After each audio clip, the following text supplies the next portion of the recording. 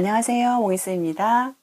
오늘은 제가 얼마 그렇게 오래된 일이 아닌데요. 하원시 그 현관에서 아이 이제 귀가시키고 있는데 엄마가 담임 선생님을 붙잡고 하소연을 하고 있더라고요. 오늘 제목처럼 우리 아이가 왜 엄마 말을 이렇게 안 들을까요? 엄마가 이제 막 거의 울상이 돼가지고 선생님께 이제 막 하소연을 하고 있는 거예요. 네, 2학기 상담 주제로도 이 이야기가 오고 갔었거든요. 이 아이는 어떤 아이냐면요. 우선 어린이집에 이제 만 1세 반에 3월에 이제 새 학기가 시작되는데 이 친구는 이사로 인해서 4월 초에 입소를 했어요. 그리고 이제 처음 왔을 때 정말 말을 잘 안 듣는 아이, 통제가 좀 안 되는 아이였어요. 그래서 그 만 1세 교실에 교구장이 5개 정도 있거든요.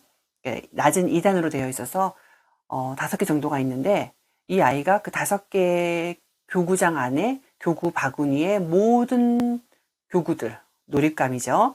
이거를 다 꺼내 가지고 하니까 이게 막 혼란스럽고 3월에 적응한 아이들까지 이제 방해를 받고 이래서 선생님이 교구장을 돌려놨어요.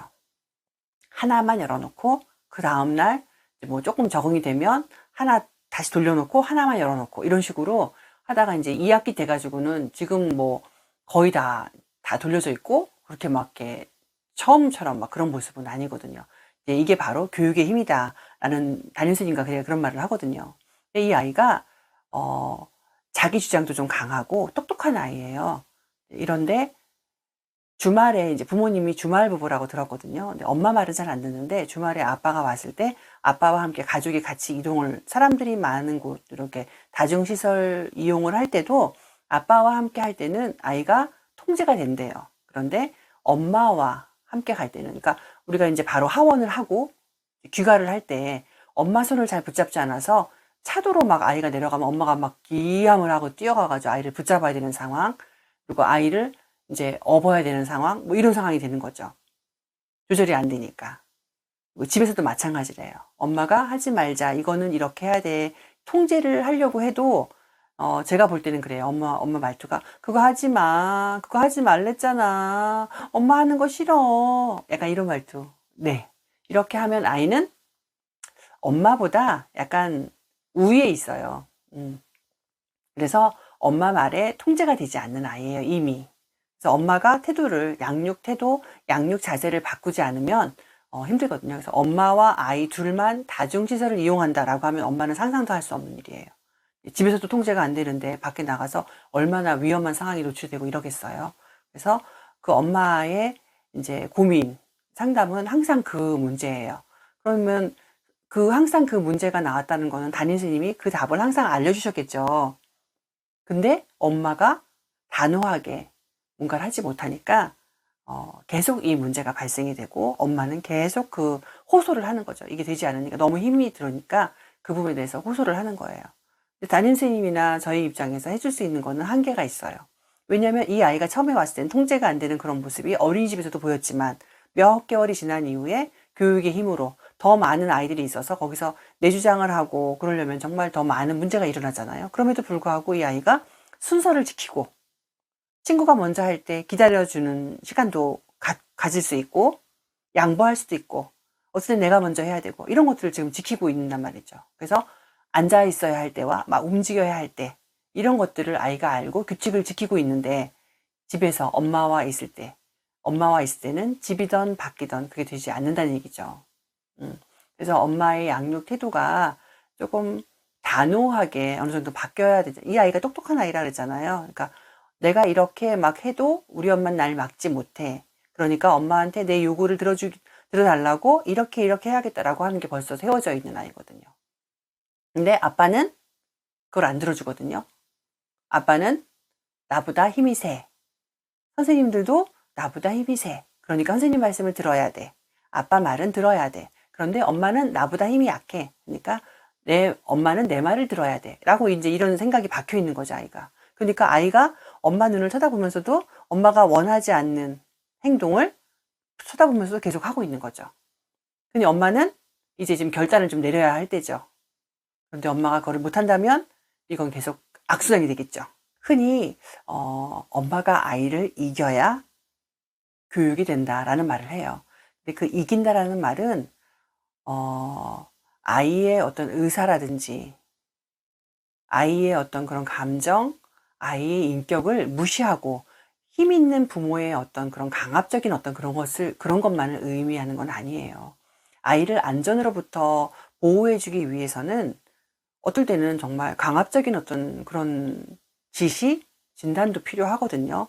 이제 매번 이제 아이가 이제 아이의 의사라든지 아이가 제안하는 그런 것들이 거절당한다면 그것도 문제가 있겠지만 그런 것들은 허용해 주되 어 어느 정도의 제한된 어떤 그런 범위를 정해 주셔서 "이런 건 할 수 있지만 지금 이 시간엔 이런 건 안 되는 거야. 이 시간 이거 할 수 있는 건 이때야." 라든지 이런 것들을 좀 해 줘야지 규칙적인 어떤 그런 생활 속에서의 규범이라든지 이런 것들이 제시가 되어야지 아이가 바르게 성장할 수 있거든요. 왜냐하면 아이들은 이제 지금 이 아이는 4 살이 될 거예요. 많은 그런 학급에서 어 교실 안에서 지켜야 할 어떤 그런 규칙들 이런 것들을 준수해 가면서 아이들과 재미있게 놀 거예요. 순서라고 하는 약속이라고 하는 것은 도덕적인 것이라든지 규범적인 것 이런 것들이 포함되어 있거든요. 그래야지 더 많은 그 안에서 이런 것들을 지켰을 때에 보다 많은 것들을 누릴 수 있다라는 거를 아이들이 알아가거든요. 그래서 지금 잠깐 내가 먼저 하고 싶고 내가 욕심을 부리고 싶지만 지금 이렇게 하면 더 이걸 못하게 되니까 이거를 내가 지켰을 때 내가 더 많은 것을 누리고 재미있더라라는 걸 아이가 알 수 있는 그런 것들을 제시하고 있는 중인데 우리 부모님이 이제 그 부분이 좀 안 되고 있으니까 이제 알려줘도 엄마가 잘 안 되는 건지 그래서 지금 엄마 교육이 지금 시급한 그런 상황이거든요. 제가 아까 살짝 예시를 든 것처럼 "그거 하지 마. 엄마가 하지 말랬잖아."